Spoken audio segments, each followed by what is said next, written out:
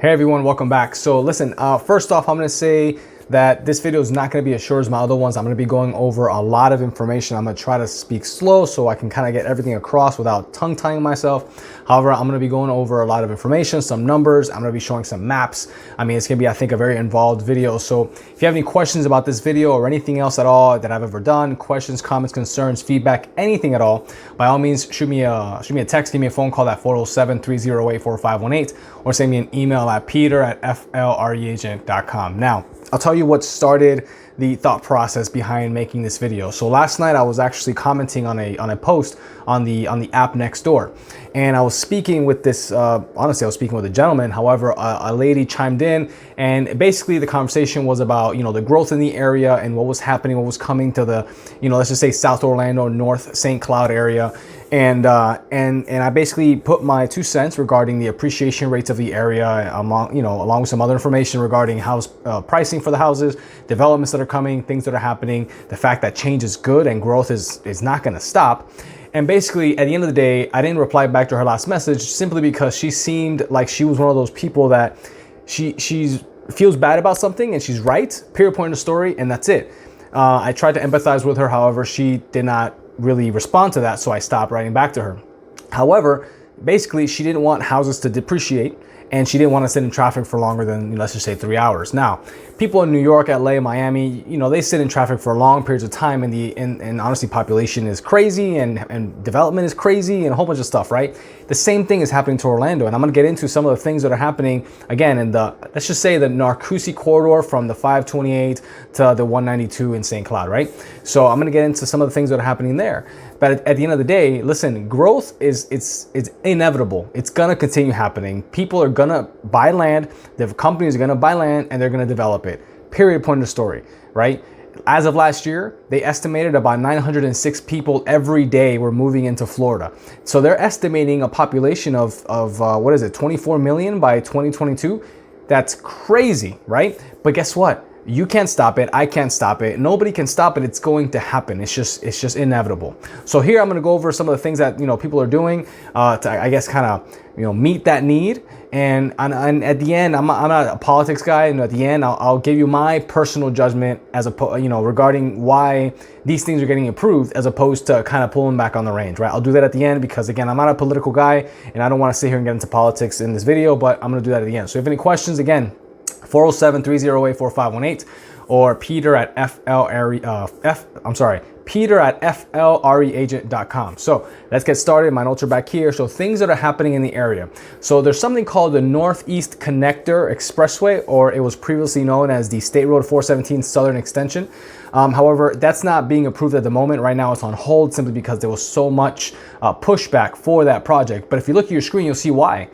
So if you look, you see, and I know the map is sideways. I'm sorry, I put it like that just simply because, so you could see it clearly on the video and it won't be so small. But if you look at the right-hand side of that map, of the screen, you see where it says proposed Osceola Parkway extension.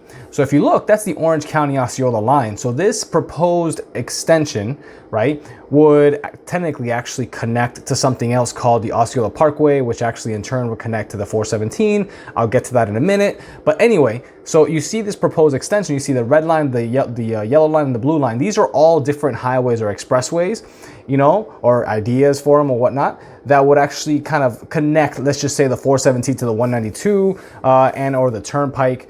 And as you can see, every little, let's just say, bubble you see in that line, the red line, yellow line, and blue line, those are interchanges. Those are ramps, on and off ramps. But this is the proposed plan. And as you can tell, you see how much land, how much of an impact this would have to the area, which is why so many people opposed it.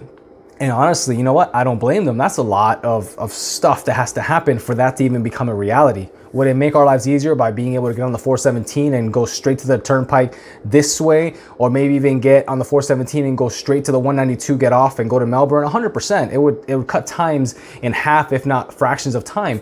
But as you can see, based on the impact that it would have, that's why people oppose this. So I'll tell you that this is still looming up in the air. This has been talked about for years and years and years. And it was put out for a vote.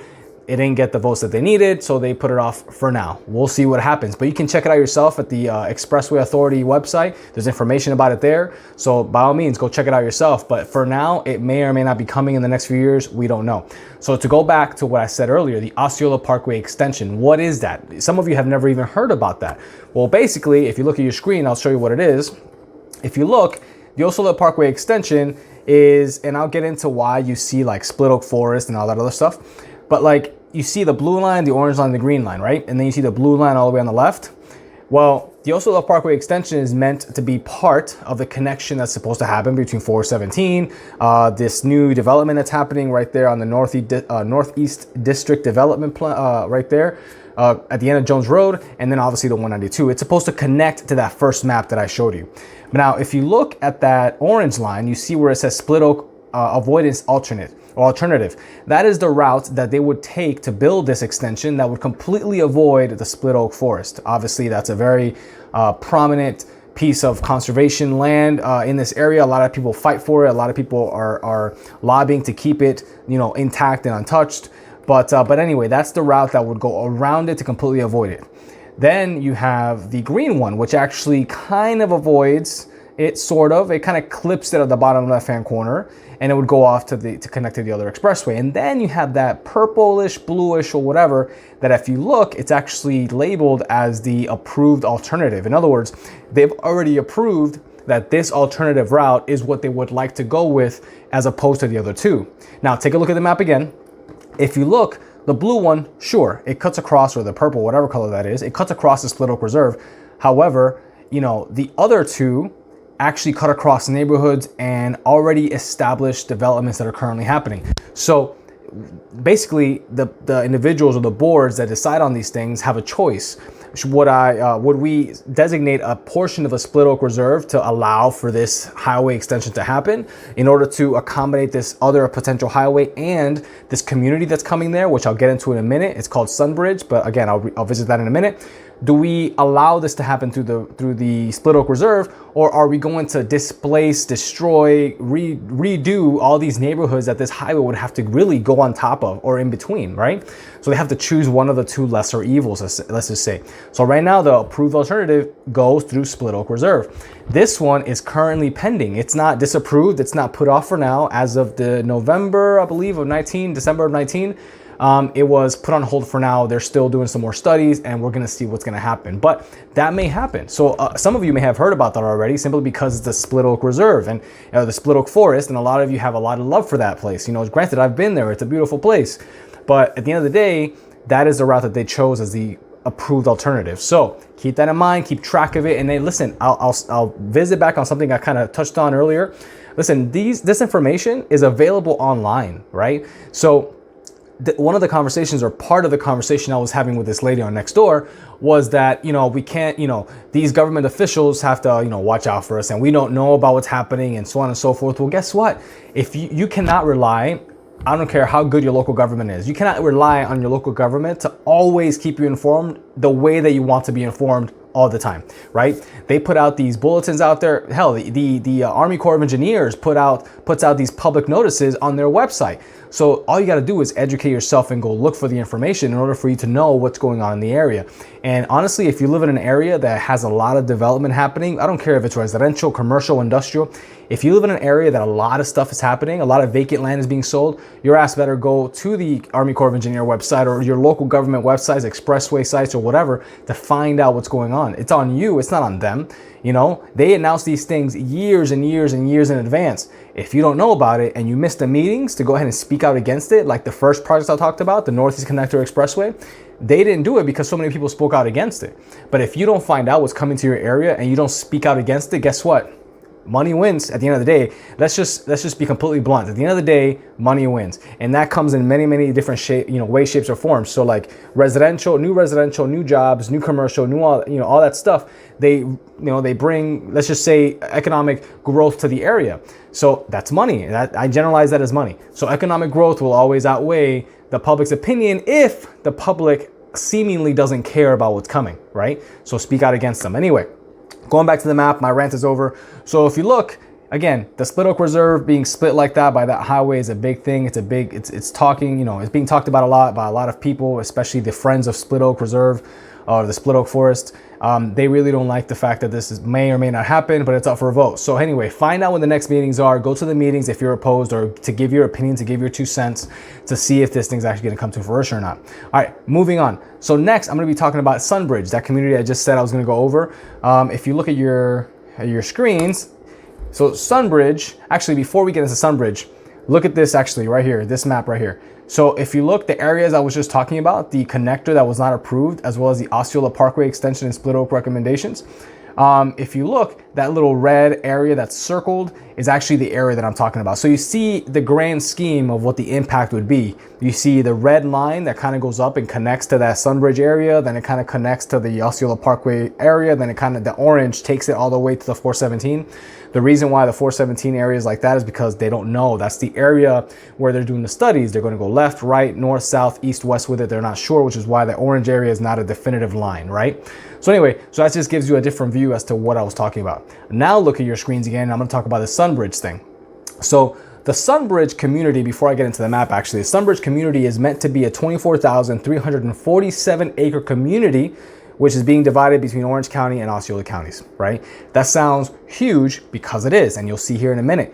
But that area, as a matter of fact, I'll show you the map right now.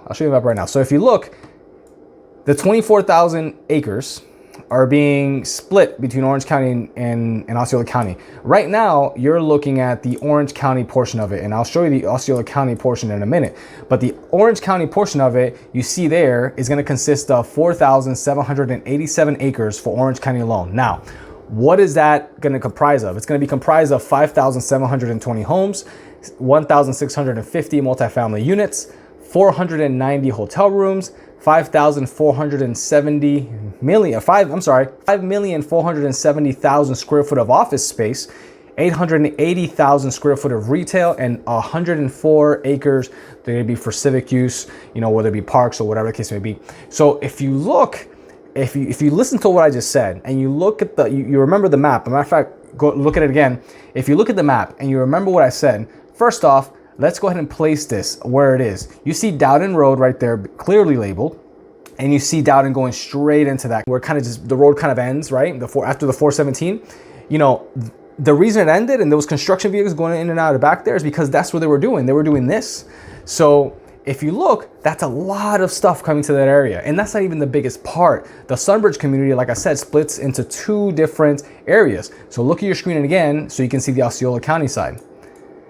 So if you look, the Osceola County side, it's much, much bigger than the Orange County side. The Osceola County part or section of Sunbridge is going to consist of 19,560 acres, right? It's going to have 20,470 homes, 8,850 multifamily units, 2,200 hotel rooms, 7 million square foot of employment and office space, 1,540,000 square foot for retail and commercial, and 360 acres for civic use, which like I said, again, conservation, drainage, you know, parks, you know, that's basically what that is, right? So that is huge. And if you look at the map, you see Jack Brack clearly labeled on the left-hand side, you see Cyril's, and you see Jones, right?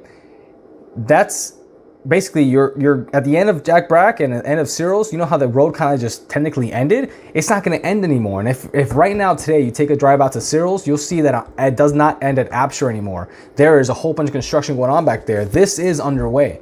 This community is happening right now, right? So for all those individuals that say that, you know, oh, we have to stop this, we have to stop that, guess what? It's already happening, right? The second you find out about it, it's already years too late, right? So if you're just now finding out about what I just said, the Sunbridge community, you're years too late, like by far. Same thing with the Poitras East. Poitras East, I actually don't have a picture of it right now, but Poitras East is the section of land that was right there on Narcoossee, close to Laureate Boulevard, by the Publix. all that is going to be developed as well. There's a humongous plan for that right there, and it's underway already, as all of you see right there on the corner of Laurier Boulevard and Narcoossee. That's all going to be multifamily, right? Just to give you an idea, you see the humongous space that's right there. That's all multifamily, which is going to be next to the Pulte community that's being built. There's signs all over the place for it. So there's a lot of change happening that honestly you cannot stop. You have to adapt and overcome in order to be able to, be comfortably living here, past this year, right? So anyway, I'm gonna move on to the next one. The next one I'm gonna talk about is actually called Starwood. It's actually kind of old, in terms of news, relevant news. It's been around for a long time. Some of you may or may not know about it, but it's there and it's underway as well. So Starwood, if you look at the map, Starwood is a community that is comprised of 2,558 acres that's actually being developed for approximately 4,000 homes. Now, those 4,000 homes, honestly, they're going to be, all over the place. They're going to be single family homes. There's all going to be 2,000 multifamily homes and nearly 500,000 of square feet and retail space.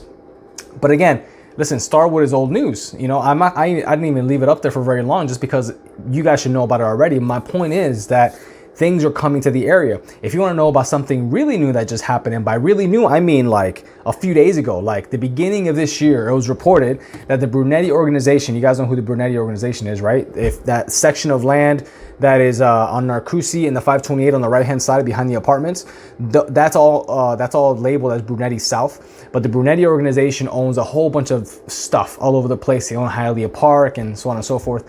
So the Brunetti organization actually just sold off 243 of their acres to an industrial firm, to an industrial development firm called Dalfen.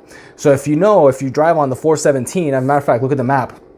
You see the 417 right there on the top. You see Lee Vista Boulevard. You see that red outline on the right-hand side? That is the 243 acres that were just sold off to Dalfen Industrial in order for them to build 2.8 million square foot of speculative industrial projects or industrial space. So what does that mean? That means office space, warehouse space, industrial space that people can go and rent out. So that's underway. And you know that already as well, because that area, if you saw right there on Lee Vista and the 417, there's already a little bit of a speculative industrial happening. So they're just going to add more to it. What's that going to do? It's going to give more jobs. Sure. It's going to make traffic. It's going to, make it suck more and so on and so forth. But my point is that it's happening. It's official. It's done. Right. So that's another thing that's happening. And then finally, listen, I'm going to close with this. Most of you know that Narcoossee in and of itself is completely congested, especially, in front of Walmart and behind Walmart. As a matter of fact, right there between Dowden Road and Moss Park, or Dowden and the 417, that part gets horrible, right? Horrible. And all of you know this that travel on Narcoossee. And if you don't travel on Narcoossee, take a drive around rush hour traffic in that area and you'll hate life for about, let's just say 40 minutes, right? So they're widening Narcoossee. And I hate to break it to you, but some of you guys aren't going to be happy with the amount of time it's going to take, but it is what it is. It's going to take approximately 38 months to complete the widening of Narcoossee. Why? Because so many damn cars drive through that every day. But if you look at the map, you see it's going to expand, or it's going to span from the 528 all the way to the 417, and they're going to expand it to 6 lanes. They're going to also include a 1.6 mile multi-use trail, which is that yellow that you see on the map. It says end trail and begin trail. It's going to have 4 foot wide bike lanes. It's going to have additional turn lanes, and they're going to upgrade the signals. In other words, the lights, the turn signals and such, the street lights, the lighting itself, and the drainage. And it's going to take approximately 38 months to complete. So that in and of itself is going to suck because there's already traffic there. So who knows how bad the traffic's going to get. My point in this whole video, what's my point, is that change happens. Period, point in the story. Whether you like it or not, whether you like sitting in traffic or not, whether you like the area you live in or not, guess what? All of Lake Nona and most of St. Cloud used to be agricultural, and all the variances that have happened, all the zoning changes that has happened is in order to allow residential to come up, multifamily to come up, high density, low density, whatever, right? These are things that happen every day. Period, point in the story. And you cannot by any means stop it. So adapt and overcome. That's it. That's my video. Honestly, if you have any questions about this, as a matter of fact, I think this video is way too long. It's about to be 20 minutes. If you have any questions about anything specific that I went to, give me a call, shoot me a text at 407-308-4518. Send me an email at peter@flreagent.com. I'll be glad to answer whatever questions you have, whatever comments you have, write them on the video below. Give me some feedback, right? If you hate everything I just talked about, let me know, right? But this is the truth. This is what's happening. This is backed up by data. And if you're interested, I'll send you the links. I'll send you whatever, whatever I have. So again, if you have any questions or anything at all, get back to me. Until next time. Actually, matter of fact, one more thing. I told you I was going to give you my political judgment on this as to why this is all happening. Listen, with 906 people moving to Florida on a daily basis, on average, with a population that's going to span into over 20 million by 2022, 24 million, I believe it was, or 22 million. But what other choice does our local government have? They're going to be turning away economic growth is if they turn away these developers to house all these new people, because guess what? Where are they going to live? So if you have a whole bunch of people moving in and they have nowhere to live, what are they going to do? They're going to move right back out. And when they move right back out, they take with them jobs, they take with them economic, obviously taxes and for local businesses, they take away opportunity for local businesses to flourish as well. It's just basically economic growth. Let's just kind of couple it like that. So the economic growth that they bring with them, or they may bring with them, goes along with them when they move away because they have nowhere to live. So for the sake of the growth, for the sake and growth of the state, not just that, of our economy and really of our communities, this is all happening. And it's honestly inevitable. It's a moving train. And if you don't move out of the way and let it happen, it's going to run you over. So if you have any questions, again, comments, concerns, feedback, let me know. 407-308-4518, peter@flreagent.com. I'm out. I'm done. Until next time, we'll talk. Bye.